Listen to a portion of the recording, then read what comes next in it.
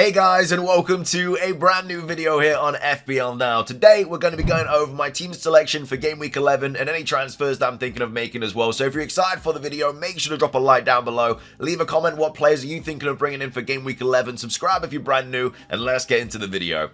So, starting things off, I've already spoken about my transfers a little bit for this week in yesterday's video, but I do want to quickly go over how my team is currently looking for game week 11. And in goal, we do have Areola, who's got Brentford away. Both goalkeeper choices for me this week aren't that strong at all. I've got Turner and Areola, both not with ideal fixtures. I can't see Areola keeping a clean sheet away at Brentford, and I also cannot see Turner keeping a clean sheet. Even though we are at the City ground, I can't see us keeping the ball out of the back of the net against Villa, who are just absolutely on fire right now. I also have two Villa players as well, whereas I have no Brentford players, so it would just not be the smartest thing to play Turner, because obviously if Watkins scores, it means Turner doesn't keep a clean sheet, at least with no Brentford players. On the off chance that West Ham win like 1-0, you know, it won't affect me because I've got no Brentford players outfield. So that's why I'm going to go for Areola. But yeah, both are not really that strong at all this week. I don't think there's many decent goalkeeper options this week, to be fair, that are like cheap. But yeah, either way, Areola's not been great since bringing him in, but hopefully he can get something this week.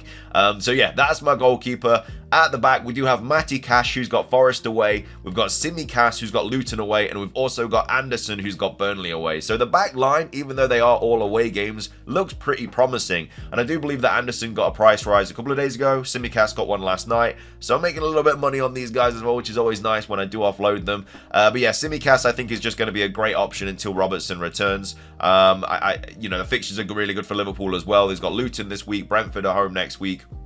The City fixture won't be great, but I won't play him that week. And then they've got Fulham, Sheffield United away, and Crystal Palace. So yeah, it depends when Robertson is back. You know, apparently he has to have surgery and everything, so it won't be anytime soon. But as of right now, Simicast is really nice to just have in the team. Make a little bit of money on him as well, because I think he'll get a few price rises, especially if he keeps keeping clean sheets, especially if he gets like an assist. If he gets some sort of attack in return, then his price will definitely go up. But yeah, very happy with playing Simicast, who's got Luton away.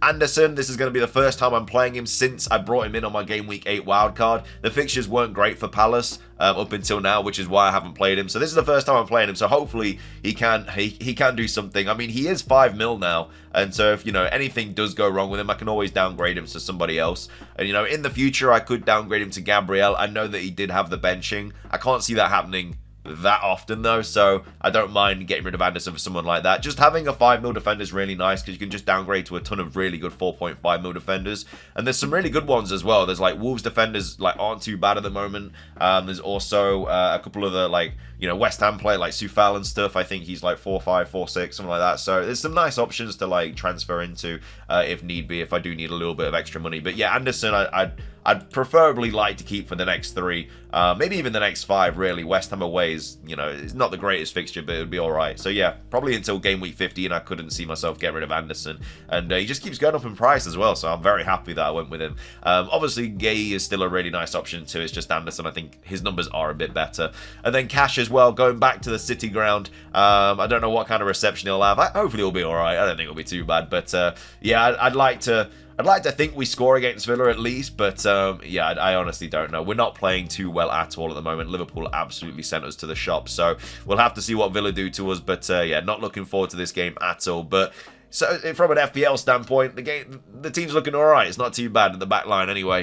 In midfield, we do have Bowen, who's got Brentford away, Salah, who's got Luton away, Saka, who's got Newcastle away, Son, who's got Chelsea at home, and then Neto, who's got Sheffield United away. So as you can see, I have a ton of away fixtures this week, which is never ideal, but it's just how it works. So yeah, Bowen, I thought, you know, a little bit underwhelming in the last game, but Brentford away, I think he can definitely score in that game. To be fair, he's not actually been doing that much recently. Obviously, he did score against like Newcastle or something, or whatever it was. But at the same time, it was a very much like a lucky deflection goal. I wasn't really expecting that to be counted as a goal at all. I was very surprised when it was. I was definitely thinking that'd be like an own goal and it'd be like an assist. But I'd gladly take those 8 points a couple of weeks ago.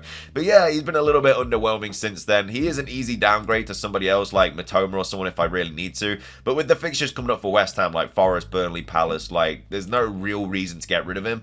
I think if I had like a Ward-Prowse, I'd be a little bit more inclined to get rid of him.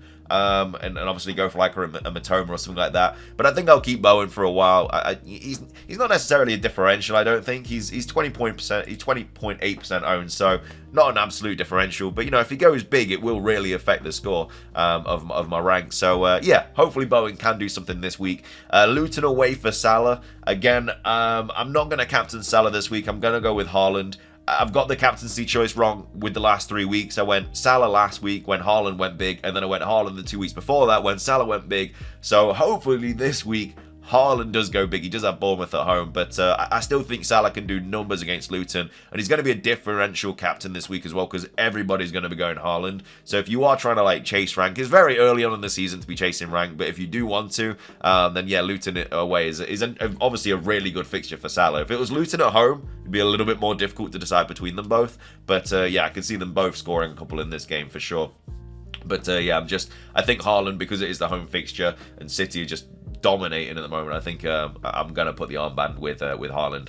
Newcastle away for Saka, not the greatest fixture at all, and was a little bit underwhelming in the Sheffield United game. Again, if he'd stayed on for that penalty, it would have been a much happier story. But yeah, only picked up the 6 points in that fixture. It is what it is. Like, he's got some nice fixture after this Newcastle game, and I'll probably be thinking about bringing in another Arsenal player after this fixture, because they've got Burnley, Brentford, Wolves, Luton. So obviously there's some really nice fixtures coming up. I don't really know who else I'd bring in, barring like a defender. Like, there's not really anybody else that I can really afford in like midfield or anything like that. But yeah, I'm glad I've got Saka because he's the main one that I wanted out of that Arsenal lineup. Also got Son at home to Chelsea. He's going nowhere out of my squad. The fixtures are like alright for Spurs. Like, they're not terrible. Like, they've got Wolves away next week, and then Villa at home, and then City away. Like, fair play. They are a little bit tough, but you know, if he is on penalties, which he should be, as well as the fact that he's just playing in a really like a much better role now for him, I can't see myself getting rid of Son at all. Like, even in the games against like City and stuff, like, I'm still very happy to have him and just let him tick over, because I think he's one of the best FPL assets to have this year for his price. Like 9 point whatever it is, 9.6. He was like 9 or something. So for that price, like, he's a really, really good asset. And then finishing things off, obviously Neto pulling up with that hamstring injury. I think he actually did an Instagram update saying he was going to be out for a few weeks. But then he'll be back better than ever. It's probably going to be more than a few weeks. Well, again, I don't know. I'm not a doctor. I don't know what's been going on. But he did say he's going to be away for a couple of weeks at least. So obviously he's going to miss the Sheffield game. He'll miss Spurs. Could be back for like Fulham or Arsenal. But then do I really want him for that? The player that I'm thinking of bringing in for him is obviously Chan, who's obviously like, he's a really good option. But it's just how are Wolves going to be impacted with Neto not being in the squad now? So that's something that does worry me a little bit. Again, I'll go over my transfers in a minute. But either way, that is the midfield. Looking pretty, like, okay on paper. Obviously, the Newcastle and the Chelsea fixtures aren't great. And I do need to get rid of Neto, but it could be a lot worse. And then up top, we do have Watkins, who's got Forest away, and then Haaland, who's got Bournemouth at home. So, yeah, Haaland is going to be my captain this week, and I don't think I'm going to change it at all unless anything happens. But then again, City aren't even playing midweek, so they will have a full week of rest, which is even better for Haaland. Again, we do have matches midweek, so try and hold off on your transfers unless you definitely need to. I might go early for Neto. I mean, I've got nothing in the bank. In fact, we'll go over that in a second. Either way, the bench is Turner, who's got Villa at home, Archer, who's got Wolves at home, Burn, who's got Arsenal at home, and then Kabore, who's got Liverpool at home. All my home fixtures are on the bench, but it just doesn't make any sense to play any of them. I mean, to be fair, I could play Archer instead of Neto. Like, it's not the worst thing to do with that situation and just, like, roll the transfer.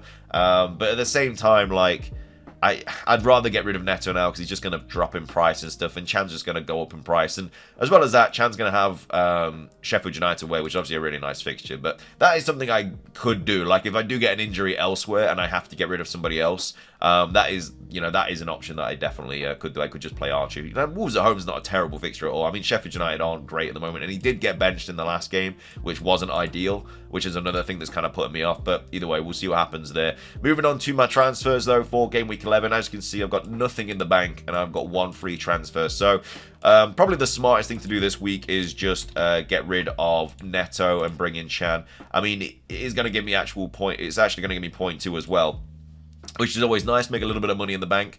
And he's actually been really, really good lately. He's actually returned, like, he's been a little bit of a Neto in disguise, really.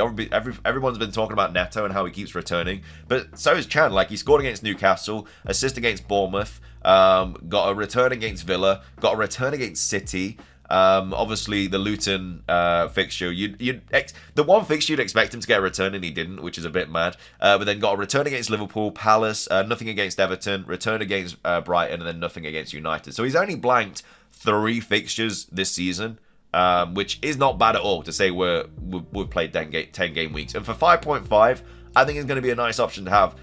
Exactly the point I made earlier, though, with Neto out of the squad, how is that going to impact him? So that's the kind of like worrying thing there. So obviously Neto is one choice. Chan is one choice that could go this week. Another thing you could do is obviously bring in Douglas Luiz for the Forest fixture.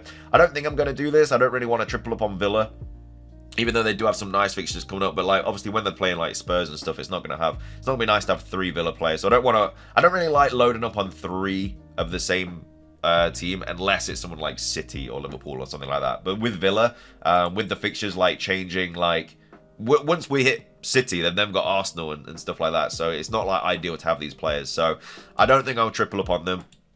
I think my likeliest options are either Chan or either Palmer as well.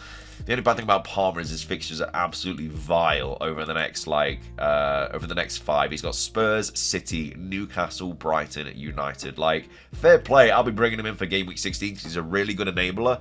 But for the next fixtures, like, these are just terrible, man. They're really, really bad.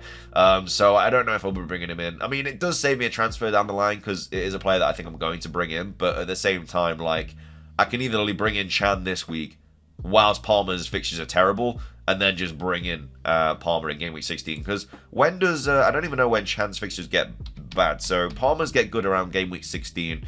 So then Chan, I mean, I could play Chan for Forest at home and then get rid of him, and then obviously have Palmer. And so that's probably what I'm going to do, and have a little bit of money in the bank. Obviously, anything could happen midweek. There could be some kind of injuries or something like that. You know, knock on wood, there's not. But it will be nice to have like 0.2 in the bank. He's probably going to go up like soon, and Neto's going to go down as well. I mean, he's already had a price rise this week, but he might have another one. And if Neto goes down as well, that's just my 0.2 gone. So that's why I think I'll probably want to go early, just to have a little bit of extra money in the bank. But either way, that's how my team is shaping up for Game Week 11. I'll probably make a wildcard video tomorrow, and then go over my final team selection on Friday after all the midweek fixtures, and before the before the Game Week 11 deadline. But if you did enjoy, drop a like down below, leave a comment. What is your team looking like for Game Week 11? Subscribe if you're brand new, and until next time, peace.